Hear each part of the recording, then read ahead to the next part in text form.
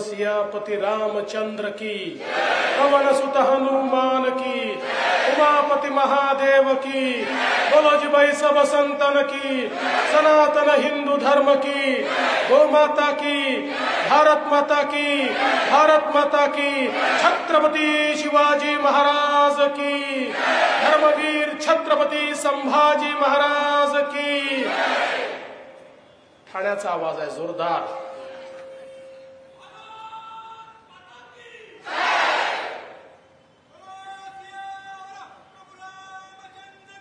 जय। मंचावर उपस्थित रामायण महोत्सवाच्या निमित्ताने हे अतिशय सुंदर आयोजन या ठिकाणी झालंय आणि या आयोजनाचे प्रमुख माननीय विनयजी सहस्त्रबुद्धे, आमदार संजयजी केळकर, आमदार निरंजनजी डावखरे, शहर अध्यक्ष संजयजी वाघुले, प्रदेश प्रवक्ते सुजयजी पत्की, सौ नयनाताई सहस्त्रबुद्धे, सर्वच या ठिकाणी उपस्थित सन्माननीय पदाधिकारी आणि उपस्थित सर्व भगिनी आणि बंधूंनो, रामायण उत्सवाच्या निमित्ताने 3 दिवस अतिशय सुंदर अशा प्रकारचे कार्यक्रम या ठिकाणी आयोजित करण्यात आले आहेत। आणि आताच मी विविध कलाकारांनी काढलेल्या रांगोळ्या या ठिकाणी बघितल्या। मी मनापासून सगळ्या कलाकारांचं अभिनंदन करतो की अतिशय सुंदर रामायणातील विविध प्रसंग आणि विविध व्यक्तिरेखा या आपल्या समोर मांडण्यात आल्या। आणि पुढचे 3 दिवस जे वक्ते देखील या ठिकाणी येणार आहेत ते खरोखर असे वक्ते आहेत की जे रामायणाचे विविध पैलू आणि आजच्या परिस्थितीमधलं रामायणाचं महत्त्व हे निश्चितपणे आपल्यापर्यंत पोहोचवतील। आज आपल्या सगळ्यांकरताच ही अतिशय आनंदाची गोष्ट आहे की 22 जानेवारीला माननीय प्रधानमंत्री महोदयांच्या हाताने प्रभू श्री रामललांच्या मूर्तीची प्राणप्रतिष्ठा होते। 500 वर्षाचा जो संघर्ष आहे त्या संघर्षाची परिणिती खऱ्या अर्थानं एका विजय उत्सवामध्ये होते आहे याचा आपल्या सगळ्यांनाच आनंद आहे। आपल्याला कल्पना आहे की 1528 साली बाबराचा सेनापती मीर बाकी याने प्रभू श्रीरामांचं मंदिर त्या ठिकाणी तोडलं, ध्वस्त केलं आणि त्याच्या पाठीमागची भावना एकच होती की भारतीय समाजाला, हिंदू समाजाला ऊर्जा कोणापासून मिळते तर ती प्रभू श्रीरामांपासून मिळते, ती प्रभू श्रीकृष्णांपासून मिळते। आणि म्हणून ज्यांच्यापासून ऊर्जा मिळते त्यांनाच जर आपण ध्वस्त केलं तर भारतीय संस्कृती, भारतीय विचार पद्धती ही आम्ही संपवू शकू। तो एक संकेत होता हिंदू समाजाला, तो एक संकेत होता भारतीय समाजाला की बघा तुमचे राम स्वतःचं मंदिर वाचवू शकत नाहीत तर ते तुम्हाला कसे वाचवतील। आणि हा संकेत देत आमच्यातला उत्साह, आमच्यातली ऊर्जा, आमच्यातली विजिगीषू वृत्ती ही संपवण्याचा प्रयत्न त्या ठिकाणी झाला होता। आणि मग त्या ठिकाणी तो बाबरी ढाचा तयार झाला। मुळामध्ये ही मस्जिद कधीच नव्हती। मीर बाकीने देखील त्या ठिकाणी कधीही नमाज अदा केली नाही।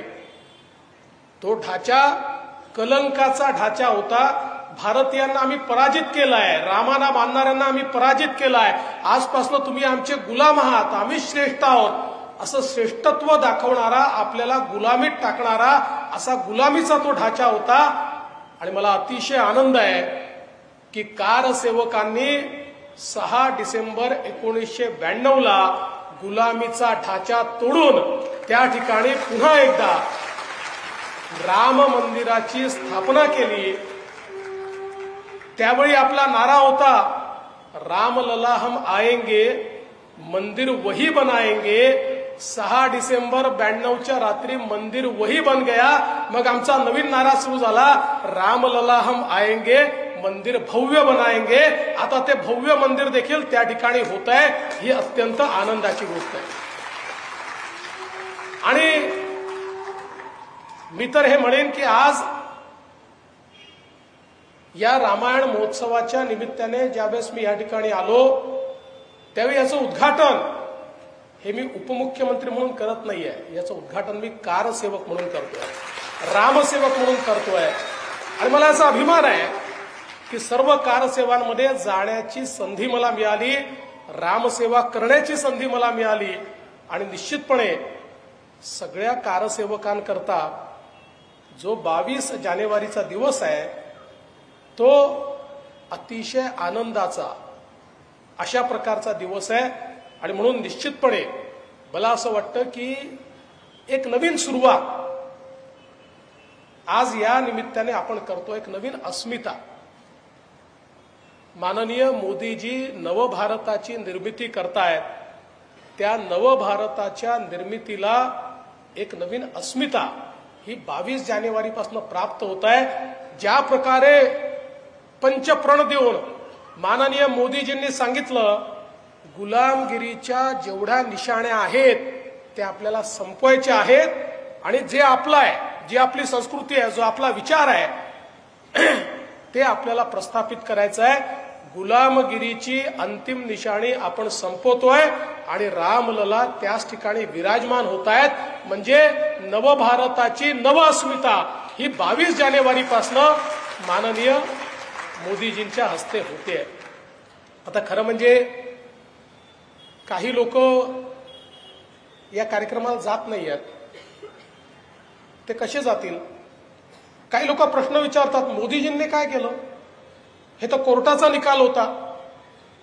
मी त्यांना विचारू इच्छितो, 2007 साली याच कोर्टामध्ये, सर्वोच्च न्यायालयामध्ये तुम्ही ॲफिडेव्हिट दाखल केलं।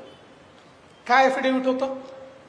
ॲफिडेव्हिट दाखल केलं होतं, राम काल्पनिक आहेत, रामाचा जन्म त्याच ठिकाणी झाला याचा कुठला पुरावा नाही आहे, आणि त्यामुळे या संदर्भात कॉन्क्लुझिव्हली आम्ही काही सांगू शकत नाही। म्हणजे यांनी पूर्ण व्यवस्था उभी केली होती की सुप्रीम कोर्टाने राम जन्मभूमीवरचा आपला अधिकार संपवावा आणि सांगावं की इथे कुठलंही मंदिर आहे याचा पुरावा नाही, रामलला इथे जन्माला आले याचा पुरावा नाही, त्यामुळे या ठिकाणी मंदिर राहू शकत नाही, ते बांधलं जाऊ शकत नाही। हे तेच लोक आहेत की ज्यांनी 2011 साली सुप्रीम कोर्टामध्ये ॲफिडेव्हिट देऊन सांगितलं की रामसेतू एक काल्पनिक संकल्पना आहे, त्यामुळे रामसेतू म्हणून ज्याला ओळखलं जातं ते तोडून तिथनं जहाज जाण्याकरता जर रस्ता तयार केला तर त्याच्यामुळे कोणाच्याही भावना दुखावणार नाहीत, अशा प्रकारे रामाला नाकारणारे लोक आहेत। आणि म्हणून माननीय मोदीजींच्या राज्यामध्ये सरकारनं दृढतेने सांगितलं, हो ज्या ठिकाणी रामललाच्या मूर्ती ठेवल्यात, ज्या ठिकाणी छोटं मंदिर बनलंय तीच राम जन्मभूमी आहे, त्याच ठिकाणी रामललाचं मंदिर आम्हाला बांधायचं आहे, त्याच ठिकाणी आमचं शतकानुशतक मंदिर होतं, त्याच ठिकाणी 64 खांब सापडलेले आहेत, त्याच ठिकाणी सगळ्या मूर्त्या सापडलेल्या आहेत, त्याच ठिकाणी प्रभू श्रीरामांचं मंदिर आम्ही बनवणार, हे ठामपणे सांगणारे मोदीजी होते, केंद्रातलं सरकार होतं आणि राम जन्मभूमीची समिती होती। आणि म्हणून आज हा दिवस आपल्याला पाहायला मिळतोय। खरं म्हणजे प्रभू श्रीरामांच्या रामराज्याची संकल्पना, ही संकल्पना काही पहिल्यांदा आपण मांडतोय असं नाहीये। तर आपण बघितलं तर तुकाराम महाराज म्हणतात, झाले रामराज्य काय उणे आम्हासी, झाले रामराज्य काय उणे आम्हासी, धरणी धरी पीक गाई ओल्या म्हैसी, राम वेळोवेळा आम्ही गाऊ ओविये, दळिता कांडिता जेविता ग बाईये, स्वप्नीही दुःख कोणी न देखे डोळा, नामाच्या गजरे भय सुटले कळी काळा, तुका म्हणे रामसुख दिले आपुले, नव्या तया गर्भवासी येणे जाणे खुंटिले. त्यामुळे रामराज्याची संकल्पना ही तुकाराम महाराजांनी देखील मांडली की रामराज्य काय आहे हे तुकाराम महाराजांनी सांगितलं. आपल्याला कल्पना आहे की महात्मा गांधींनी देखील सातत्याने रामराज्याची संकल्पना मांडली होती. आणि महात्मा गांधी काय म्हणत होते की ज्या राज्यामध्ये कुठलाही भेदभाव नाही, ज्या राज्यामध्ये गरीब कल्याणाचा विचार होतो, ते राज्य म्हणजे खऱ्या अर्थानं रामराज्य. आणि म्हणूनच रामराज्य म्हणजे नेमकं काय? सुशासन, पारदर्शिता, समान संधी आणि वसुधैव कुटुंबकम याचा एकत्रित विचार म्हणजे रामराज्य. कर्तव्य, श्रमप्रतिष्ठा, सेवाभाव, प्रयत्नवाद, कर्मभाव या सगळ्यांचं एकत्रित मिश्रण म्हणजे रामराज्य.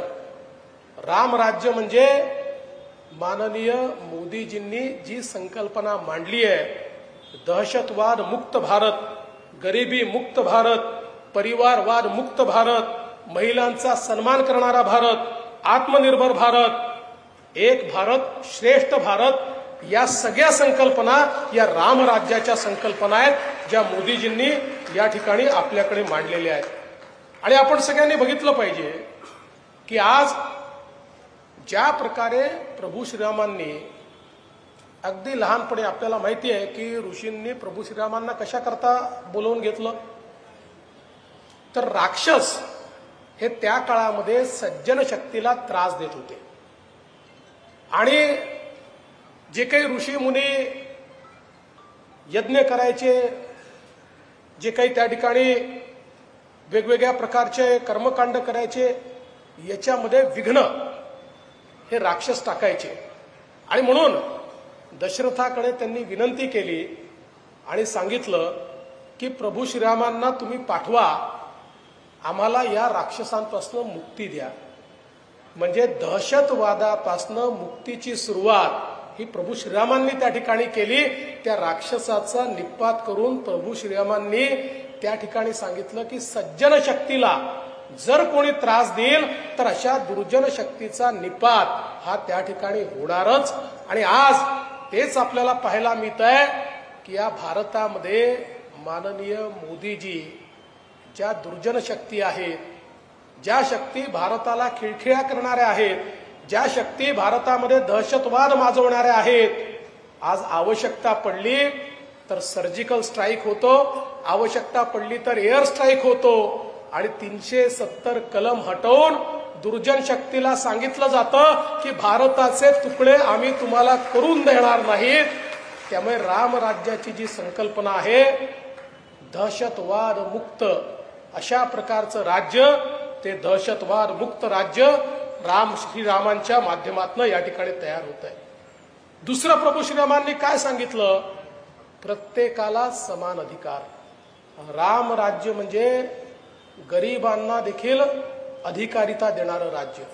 रामराज्य म्हणजे शेवटच्या माणसाचा विचार करणारं राज्य. रामराज्य म्हणजे ज्या राज्यामध्ये अंतिम व्यक्तीचा विचार आणि त्याचे दुःख हे राजापर्यंत पोहोचतात आणि ते दुःख दूर करण्याचं काम राजा करतो, ते खऱ्या अर्थानं रामराज्य. आणि आपण पाहतोय गेल्या 9 वर्षामध्ये गरिबी निर्मूलनाचा जो कार्यक्रम माननीय मोदीजींनी हातामध्ये घेतला, गरीबाला अधिकारिता मिळाली, गरीबाला वीज मिळाली, गरीबाला पाणी मिळालं, गरीबाला शौचालय मिळालं, गरीबाला घर मिळालं, गरीबाच्या हाताला काम मिळालं. आज आपण पाहू शकतो वेगवेगळ्या योजनांच्या माध्यमातून देशामध्ये 9 वर्षामध्ये 25 कोटी लोक गरिबी रेषेच्या वर आले. हा जगाच्या इतिहासातला एक रेकॉर्ड आहे. जगामध्ये इतक्या कमी वेळामध्ये 25 कोटी लोक गरिबी रेषेच्या वर येणं हा खरोखर एक मोठा रेकॉर्ड आहे. पण ज्यांच्या मनामध्ये राम आहे, ज्यांच्या कामामध्ये राम आहे, त्यांच्याच हातून हे घडू शकतं. आणि म्हणून रामराज्याची संकल्पना मांडत मोदीजींनी या ठिकाणी निश्चितपणे हे कार्य करून दाखवलं. आणि एवढंच नाही तर जो शेवटचा माणूस आहे, आमचे छोटे छोटे काम करणारे आहेत, आमचे 12 बलुतेदार आहेत, ज्यांनी खऱ्या अर्थानं गावगाडा सांभाळला, अशा सगळ्या लोकांकरता विश्वकर्मासारखी योजना असेल, आमच्या रस्त्यावर बसणाऱ्या लोकांकरता, ठेलेवाले पटरीवाले यांच्याकरता स्वनिधीसारखी योजना असेल, कोणत्याही जाती धर्माचा विचार न करता मोदीजींनी गरिबी निर्मूलनाचं कार्य हातामध्ये घेतलं. आणि हे कार्य करत असताना हे राम कार्य आहे, त्यामुळे याच्यामध्ये भ्रष्टाचार चालणार नाही. मोदीजींनी अशी व्यवस्था उभी केली. राजीव गांधी म्हणायचे, मी दिल्लीहून 1 रुपया पाठवतो तर शेवटच्या माणसाला 15 पैसे मिळतात, 85 पैसे व्यवस्था खाऊन टाकते. मोदीजींनी सांगितलं 1 रुपया पाठवीन तर पूर्ण 1 रुपया शेवटच्या व्यक्तीपर्यंत पोहोचेल, 1 पैसा कोणाला खाऊ देणार नाही. त्यामुळे भ्रष्टाचार मुक्त अशा प्रकारची व्यवस्था ही मोदीजींनी त्या ठिकाणी तयार केली. आणि खऱ्या अर्थानं आज आपण पाहतोय प्रभू श्रीरामांनी ज्या प्रकारे सामान्य माणसाला अधिकार दिला, आणि प्रभू श्रीरामांनी कधी भेदभाव केला नाही. प्रभू श्रीरामांच्या पूर्ण जर आपण त्यांचं चरित्र बघितलं तर त्या चरित्रामध्ये कुठेही आपल्याला परिवारवाद पाहायला मिळत नाही. प्रभू श्रीरामांनी स्वतः त्या ठिकाणी वनवासी ते गेले, पण वनवासात जात असताना त्यांनी हा विचार केला नाही, राज्य कोण चालवेल, माझ्यानंतर काय होईल, माझ्याच हाती सगळं राहिलं पाहिजे, असा कधी विचार त्यांनी केला नाही. त्यांच्या पूर्ण जीवनामध्ये स्वतःपेक्षा, परिवारापेक्षा समाज हा श्रेष्ठ होता. आणि म्हणूनच आज आपण पाहतोय की असं नाही आहे की कुठल्या परिवारातल्या व्यक्तींनी राजकारणामध्ये येऊ नये. राजकीय माणसाच्या परिवारातले लोकही राजकारणात आले तर त्याला आपली कुठली हरकत नाही आहे. पण त्यांचं निवळ एवढंच क्वालिफिकेशन की ते एखाद्याचा मुलगा आहे, मुलगी आहे, नातू आहे, सून आहे, केवळ एवढ्याच क्वालिफिकेशनवर मात्र त्यांनी त्या ठिकाणी येऊ नये. त्यांनी आपलं कर्तृत्व दाखवलं पाहिजे. आणि म्हणून मला असं वाटतं की प्रभू श्रीरामांनी सांगितलं राज्य सर्वसामान्यांचं असलं पाहिजे. हे राज्य हे केवळ मुठभर लोकांचं असू नये. आणि आज आपण पाहतोय मोदीजींनी देखील सामान्य माणसाला त्या ठिकाणी खऱ्या अर्थानं अधिकार दिला. आज प्रभू श्रीरामांना आपण युगपुरुष म्हणतो. का युगपुरुष म्हणतो? याचं कारण त्या त्या युगाची तत्व ठरवणारी, मूल्य ठरवणारी जी माणसं असतात ती युगपुरुष असतात. आणि आपण बघतोय की त्या युगामध्ये प्रभू श्रीरामांनी जे केलं ते सगळ्यात महत्वाचं काय आहे, तर आपण तर म्हणतो की प्रभू श्रीराम हे देव होते. कदाचित कुठल्याही पद्धतीनं ते रावणाचा निपात करू शकले असते. रावणाला तर वर होता की त्या ठिकाणी गंधर्व, किन्नर, देव कोणीच तुम्हाला मारू शकणार नाही. पण प्रभू श्रीरामांनी सामान्य माणसाचा जन्म त्या ठिकाणी घेतलाय. आणि त्यांनी विचार केला असता तर कदाचित एवढ्या मोठ्या सैन्याची आवश्यकता देखील पडली नसती. पण जोपर्यंत सामान्य माणसाच्या मनामध्ये आपण असुरी शक्तीचा निपात करू शकतो असा आत्मविश्वास जागृत होत नाही, तोपर्यंत समाज असुरी शक्तीपासून मुक्त होत नाही. आणि म्हणून प्रभू श्रीरामांना हे माहिती होतं की एका रावणाला मी मारलं तर 10 रावण तयार होतील. जोपर्यंत सामान्य माणसाच्या मनात हा आत्मविश्वास मी तयार करत नाही की मी देखील असुरी शक्तीला संपवू शकतो, असुरी शक्ती किती मोठी असेल. आणि म्हणून प्रभू श्रीरामांनी सर्वसामान्यांचं राज्याची सेना तयार केली. त्यांच्या सेनेमध्ये अतिशय सामान्य अशा प्रकारचे नर वानर प्राणी जेवढे सगळे होते असे सगळे लोक होते की ज्यांना कुठला चेहरा नव्हता, ज्यांना कुठली ओळख नव्हती, अशा प्रकारचे लोक. दुसरीकडे रावणाकडे जर आपण बघितलं तर रावणाकडे मोठ्या मोठ्या योद्धांची फौज होती.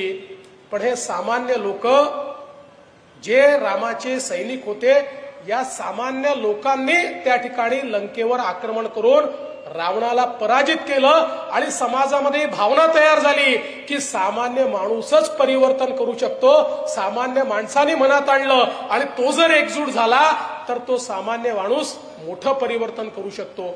आज आपण पाहतो छत्रपती शिवरायांना आपण युगपुरुष म्हणतो. याचं कारण काय आहे की ज्या काळामध्ये मोठे मोठे राजे आणि राजवाडे हे मुघलांचं मंडलिक म्हणून काम करण्याकरता तयार होते, किंबहुना त्यांचे टायटल्स घेऊन त्यांच्याकडनं बिरुदावली घेऊन त्या ठिकाणी मिरवत होते, अशा काळामध्ये छत्रपती शिवरायांनी आई जिजाऊंच्या प्रेरणेने स्वराज्याची संकल्पना मांडली. आणि स्वराज्याची संकल्पना मांडत असताना मोठे मोठे त्या ठिकाणी सेनापती नाही तर सामान्य मावळे त्या ठिकाणी तयार केले. 18 पगड जातीचे 12 मावळ्यातले छोटे छोटे मुलं हे जमा केले आणि त्यांच्यामध्ये विजिगीषू वृत्ती तयार केली. त्यांच्यामध्ये हा आत्मविश्वास तयार केला की मुघलांची फौज किती मोठी असली तरी आपण देव देश आणि धर्माकरता लढतोय. हे जे लढणारे लोक आहेत हे पगाराकरता लढतायत, हे त्यांच्या राजाकरता लढतायत, त्यांना लोकांवर अत्याचार करायचे म्हणून लढतायत. आपण जे लढतोय ते सामान्य माणसाकरता लढतोय. आपण देव देश आणि धर्म वाटला पाहिजे आणि आपला जो महाराष्ट्र आहे या महाराष्ट्रावर होणारा अत्याचार दूर झाला पाहिजे, याकरता आपण लढतोय. आणि मग त्या सामान्य दिसणाऱ्या मावळ्यातनं अनेक असामान्य अशा प्रकारचे सेनापती सरसेनापती तयार झाले आणि त्यांनी स्वराज्याची स्थापना केली. म्हणून छत्रपती शिवाजी महाराजांना आपण युगपुरुष मानतो. आणि आज आपण जर बघितलं तर त्यांच्यापासूनच प्रेरणा घेऊन मोदीजींनी सामान्य माणसाला अधिकारिता देण्याचा प्रयत्न सुरू केला. आता मुठभर लोकांचं राज्य नाहीये, आता मुठभर लोकच राजकारण करतील असं नाहीये. सामान्यातला सामान्य माणूस देखील हा विचार करू शकतो की या ठिकाणी परिवर्तनामध्ये माझा देखील वाटा असला पाहिजे.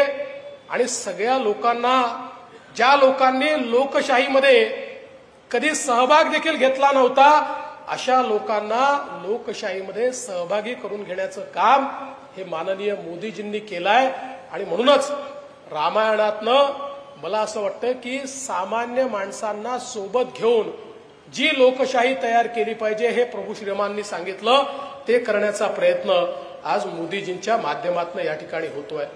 आपल्याला कल्पना आहे प्रभू श्रीरामांच्या जीवनामध्ये महिलांचं महत्व फार मोठं होतं. आणि आपल्याला माहिती आहे की शिळारूपी अहिल्या असेल किंवा शबरीच्या बोरांचं उदाहरण असेल. खरं म्हणजे शबरी ही एक आदिवासी स्त्री होती, पण तिची भावना किती मोठी होती की माझे राम येत आहेत आणि माझ्या रामांना जे बोरं द्यायचे आहेत त्यातलं एखादं बोर आंबट निघाला तर काय, माझ्या रामाला मी आंबट बोर कसं देऊ. आणि म्हणून एक एक बोर त्या ठिकाणी चाखून ते गोड आहे की नाही पाहून शबरी बाजूला ठेवत होती.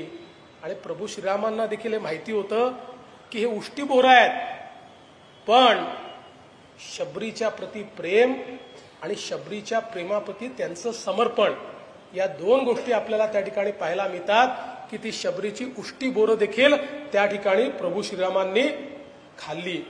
आणि म्हणूनच आज खऱ्या अर्थानं प्रभू श्रीरामांनी आपल्याला जर काही शिकवलं असेल तर महिलांचा सन्मान शिकवलाय. सीता माता खऱ्या अर्थानं आपण सगळ्यांनी बघितलं असेल तर सीता मातेकरता हे युद्ध नव्हतं, पण सीता माता एक निमित्त होत्या की ज्यातनं प्रभू श्रीरामांनी दाखवलं की अशा प्रकारे महिलांची अस्मिता, अशा प्रकारे महिलांवर अत्याचार हे सहन केले जाणार नाहीत, हे दाखवण्याचा प्रयत्न प्रभू श्रीरामांनी त्या माध्यमातून केला. आज आपण पाहतोय आपले प्रधानमंत्री मोदीजी देखील सातत्याने हे सांगतात की भारताला जर विकसित राष्ट्र व्हायचं असेल तर भारताचा 50% लोकसंख्या ज्या महिला आहेत यांना मानव संसाधनामध्ये परिवर्तित केलं तरच भारत प्रगती करू शकेल. आणि जगाच्या पाठीवर ज्या देशांनी प्रगती केली त्यांनी 50% लोकसंख्या असलेल्या महिलांना मानव संसाधनामध्ये रूपांतरित केलं आणि म्हणून मोदीजींनी महिलांना अधिकारिता मिळाली पाहिजे याकरता मोठ्या प्रमाणात काम सुरू केलं। आज आपण पाहू शकतो की या ठिकाणी स्टार्टअप सारखी योजना ज्यात 25 कोटी लोकांना स्वतःच्या पायावर उभं राहण्याकरता लोन मिळालं, त्या स्टार्टअप योजनेमध्ये 25 कोटीपैकी 13 कोटी महिला आहेत की ज्या आज आपल्या पायावर उभ्या राहिलेल्या आहेत। आज आपण पाहतो, काल आम्ही 15,000 घरं ही त्या ठिकाणी प्रधानमंत्री आवास योजनेच्या अंतर्गत सोलापूरमध्ये त्याच्या चाव्या दिल्या।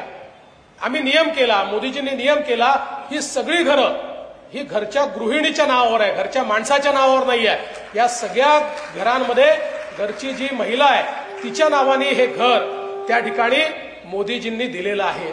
आणि आपण पाहू शकतो म्हणजे अनेक योजना महिलांकरता सुरू तर केल्याच, पण सगळ्यात महत्वाचं जे अनेक वर्ष देशाच्या लोकशाहीमध्ये जोपर्यंत महिलांची हिस्सेदारी वाढत नाही तोपर्यंत ही लोकशाही, ज्याला आजच्या काळात जेंडर सेन्सिटिव्ह म्हणतो, तशा प्रकारची होणार नाही हे लक्षात घेऊनच महिलांना 33% लोकसभेमध्ये आणि विधानसभेमध्ये आरक्षण देण्याचा कायदाही माननीय आपल्या पंतप्रधान नरेंद्र मोदीजींनी या ठिकाणी तयार केला।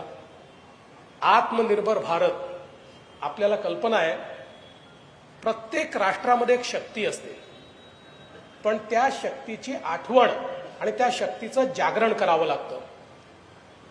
हनुमंताला ज्यावेळेस सांगितलं की बाबा रे समुद्र पार करून तुम्हाला जायचं आहे आणि लंकेमध्ये सीता मातेला तुम्हाला भेटायचं आहे आणि त्यांना त्या ठिकाणी सांगायचं आहे घाबरू नका, हनुमंत म्हणाले मी जाणार कसा आहे, मला कसं शक्य आहे, एवढा मोठा समुद्र आहे, हा समुद्र मी कसा पार करणार आहे। त्यास हनुमंतांना त्यांच्या शक्तीची जाणीव करून दिली गेली की हनुमंता अरे तू कोण आहेस, जो लहानपणी सूर्य गिळायला निघाला होता, सूर्याकडे झेपावलेला आणि सूर्य गिळणारा तू, तुझी शक्ती ओळख। आणि ज्या क्षणी ती शक्ती हनुमंताच्या लक्षात आली त्या क्षणी हनुमंताने हनुमान उडी मारली, थेट लंकेत गेले, सीता माईला भेटले आणि रावणाने शेपटीला आग लावली तर संपूर्ण लंका जाळूनच त्या ठिकाणी परत आले। ही ताकद हनुमंताची, त्यांना त्याची आठवण करून द्यावी लागली होती। आज तशाच प्रकारे भारताच्या शक्तीची जाणीव ही मोदीजींनी भारताला करून दिली। भारताची आध्यात्मिक शक्ती, भारताची सर्व प्रकारची शक्ती ही मोदीजींमुळे आपल्याला समजली। आज बघा आत्मनिर्भर भारतचा नारा दिला, कोविडच्या नंतर जगातल्या सगळ्या अर्थव्यवस्था कोलमडल्या, पण एक अर्थव्यवस्था कोलमडली नाही आणि कोविड नंतरही जगामध्ये सर्वात वेगाने धावणारी अर्थव्यवस्था ही आपल्या भारताची अर्थव्यवस्था आहे। आता 5व्या क्रमांकावर आपण आलो आहोत, कारण आपली ताकद आत्मनिर्भर भारतच्या माध्यमातून मोदीजींनी आपल्याला आठवण करून दिली। आणि आज त्याचा परिणाम काय आहे, आज परिणाम असा आहे की जगातल्या सर्वात जास्त डिजिटल ट्रान्झॅक्शन्स मध्ये भारताचा क्रमांक आहे। आता डिजिटल ट्रान्झॅक्शन मध्ये आपण चीनला देखील मागे टाकलेला आहे आणि स्टार्टअप इकोसिस्टीम मध्ये आपण 2ऱ्या क्रमांकावर आलो आहोत। पुढच्या 2 वर्षामध्ये चीनला मागे टाकून स्टार्टअप मध्ये देखील भारत पहिल्या क्रमांकावर येणार आहे। इनोव्हेशन मध्ये आज आपली परिस्थिती अशी आहे की इतक्या मोठ्या प्रमाणात आपण इनोव्हेशन सुरू केलेले आहे की भारत हा पहिला देश झाला की ज्याने चंद्राच्या दक्षिण ध्रुवावर त्या ठिकाणी चंद्रयान उतरवलं। जे अमेरिकेलाही जमलं नाही, जे जपानलाही जमलं नाही, ते भारताने करून दाखवलं। आणि आदित्य एल1 आता अशा कक्षेत जाऊन बसलेला आहे की आता सूर्याचं देखील मॅपिंग आपण करतोय, सूर्याचे परिणाम आपल्या धर्तीवर काय आहेत याचं मॅपिंग देखील आपण करतोय। जगाच्या पाठीवर आता जी ऑब्झर्वेटरी ही भारताजवळ आहे, ही जगातल्या कुठल्याच पुढारलेल्या देशाजवळ नाही, हेही भारताने करून दाखवलं। म्हणजे जी ताकद भारतामध्ये होती, जी भारताच्या युवांमध्ये होती, ज्याप्रमाणे बजरंग बलीला सांगितलं तुझ्यात ताकद आहे, ती ताकद आत्मनिर्भर भारताच्या माध्यमातून मोदीजींनी आपल्या लक्षात आणून दिली। आणि आता भारताला कोणीच थांबवू शकत नाही। मोदीजींनी कालच सांगितलं की पुढच्या टर्म मध्ये भारताची अर्थव्यवस्था जगातल्या पहिल्या 3 देशांमध्ये येणार आहे. कारण आपली शक्ती आपल्याला माहिती झाली आहे. आणि केवळ शक्ती नाही, अनेक लोकांना वाटतं की राम मंदिर होत आहे, अजून काशीचा कॉरिडॉर त्या ठिकाणी झालाय, अजून वेगवेगळ्या ठिकाणी सगळी कामं चालली आहे, उज्जैनमध्ये महाकाल कॉरिडॉर त्या ठिकाणी झालाय. याचा अर्थ काय आहे? याचा अर्थ एवढाच आहे की भारताने नेहमी विज्ञान आणि अध्यात्म सोबत ठेवलं. आम्ही वसुधैव कुटुंबकम का सांगू शकलो? कारण आम्ही कधी मेकॅनिकल नाही झालो, आम्ही कधी आक्रमणकारी नाही झालो, आम्ही जगाला तलवारीने जिंकण्याचा कधी विचार केला नाही. कारण आमच्यासोबत नेहमी मूल्य होती, आध्यात्मिक विचार होता, जग काय सांगणारी एक व्यवस्था आमच्याकडे होती. आमच्याकडे भगवद्गीतेसारखा एक ग्रंथ होता की ज्या ग्रंथाने आम्हाला हे शिकवलं की आपलं कर्तव्य कसं केलं पाहिजे, फळापासून विरक्ती कशी आली पाहिजे. भगवद्गीतेने आपल्याला सांगितलं की कशा प्रकारे समाज चालला पाहिजे, कशा प्रकारे आपल्याला अन्यायाचा मुकाबला केला पाहिजे. आणि म्हणून आमच्या पाठीशी ही आध्यात्मिक ताकद होती. म्हणूनच भारतीय सभ्यता इतके वर्ष टिकली.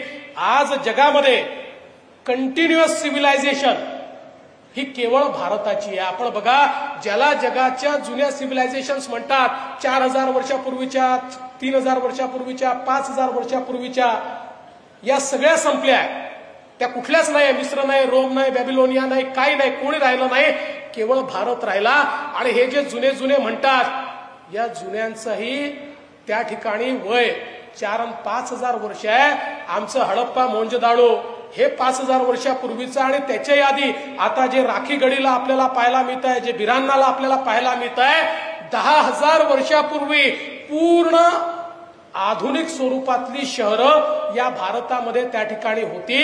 आणि त्या शहरांमध्ये आधुनिक पद्धतीच्या व्यवस्था होत्या 10,000 वर्षापूर्वी. हे आपल्याला या ठिकाणी पाहायला मिळत आहे. किंवा वेद आपण ज्याला म्हणतो, या वेदांच्या संदर्भात वेदांची कालगणना केली तर ज्यावेळेस जगाला भाषा माहिती नव्हती, शब्द माहिती नव्हतं, अक्षर माहिती नव्हते, त्याही काळात वेद होते. कारण वेदांमध्ये ज्या सरस्वती नदीचा उल्लेख त्या ठिकाणी केलाय, आपण जर त्या ठिकाणी सॅटेलाइटच्या माध्यमातून सरस्वती नदी ही अशा प्रकारे खळखळ वाहणारी, त्याला पूर येणारी, त्या भागातनं वाहणारी कधी होती याचा विचार केला तर ते 9000 वर्षापूर्वी आपल्याला पाहायला मिळतं. म्हणजे वेदांचं वय किमान 9000 वर्ष आहे. कदाचित त्याच्या कितीतरी आधीचे हे वेद असतील. 9000 वर्षापूर्वी तर या जगातल्या कुठल्याही देशाला भाषा काय असते हे देखील माहिती नव्हतं. किंबहुना लिपी अनेकांकडे नव्हती. अशाही काळामध्ये आमची संस्कृती जिवंत होती. आणि म्हणूनच आध्यात्मिक उन्नती ही अत्यंत महत्वाची आहे. आमची जी संस्कृती आहे त्या संस्कृतीचा वारसा महत्वाचा आहे. हा वारसा आमच्याकडे होता, म्हणूनच इतकी आक्रमण झाली. बघा, या सगळ्या आक्रमणांच्या काळात देखील आमच्या भागवत धर्माची पताका घेऊन आमचे वारकरी विठ्ठलाचं नाव घेऊन चालतच राहिले. इतके अत्याचार होत होते पण कधीही खंड पडला नाही. कारण त्यांना जी काही आध्यात्मिक शक्ती होती ती शक्ती त्या ठिकाणी आमच्या या संस्कृतीमुळे, आमच्या या विचारामुळे मिळत होती. आणि म्हणूनच आपण जर बघितलं तर एक वारसा आपल्याला या ठिकाणी मिळालेला आहे. आणि हा वारसा देखील अत्यंत महत्वाचा आहे. बघा, शेवटी ज्यावेळी प्रभू श्रीरामांचं त्या ठिकाणी राज्याभिषेक होता, त्या राज्याभिषेकाच्या वेळी खूप राजे आले होते, वेगवेगळे ऋषीमुनी आले होते. पण प्रभू श्रीराम म्हणाले, निषाद राज मला दिसत नाहीत, त्यांच्याशिवाय मी राज्याभिषेक करणार नाही. समाजातला जो शेवटचा व्यक्ती आहे, तो शेवटचा व्यक्ती जोपर्यंत माझ्या राज्याभिषेकाला येणार नाही तोपर्यंत मी राज्याभिषेक करणार नाही.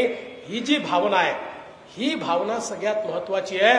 आणि म्हणूनच आज मोदीजींनी ज्यावेळी आमच्या पीव्हीटीजी करता, म्हणजे आमच्या आदिम जमातींकरता त्या ठिकाणी कार्यक्रम सुरू केला, त्या कार्यक्रमात मागची भावना हीच आहे की या आदिम जमाती जर मुख्य धारेमध्ये आल्या, या आदिम जमाती जर लोकशाहीच्या प्रवाहात आल्या तर आपली लोकशाही रामराज्याकडे जाईल, अन्यथा आपली लोकशाही ही रामराज्याकडे जाणार नाही. अशा प्रकारचा विचार हा माननीय मोदीजींनी या ठिकाणी मांडलाय. आणि म्हणूनच मी या निमित्ताने एवढंच सांगतो की खऱ्या अर्थानं आपल्या देशामध्ये आपल्याला रामराज्य तयार करायचं आहे आणि हे रामराज्य तयार करण्याची वाटचाल ही 22 जानेवारी नंतर सुरू होते आहे. खरं म्हणजे ती वाटचाल गेल्या 9 वर्षात आपण बघितलीच आहे, पण ती वाटचाल अतिशय वेगानं आणि दृढतेनं होणार आहे आणि या रामराज्यामध्ये या देशातला जो शेवटचा व्यक्ती असेल त्याला प्रथम स्थान मिळेल. या रामराज्यामध्ये जो वंचित असेल, पीडित असेल, शोषित असेल त्याचाच आवाज ऐकला जाईल आणि त्याला त्या ठिकाणी न्याय मिळेल. या रामराज्यामध्ये दीन दलित, गोरगरीब, आदिवासी, शेतकरी, शेतमजूर, महिला, ओबीसी, अल्पसंख्याक प्रत्येक व्यक्तीला त्या ठिकाणी एक स्थान असेल.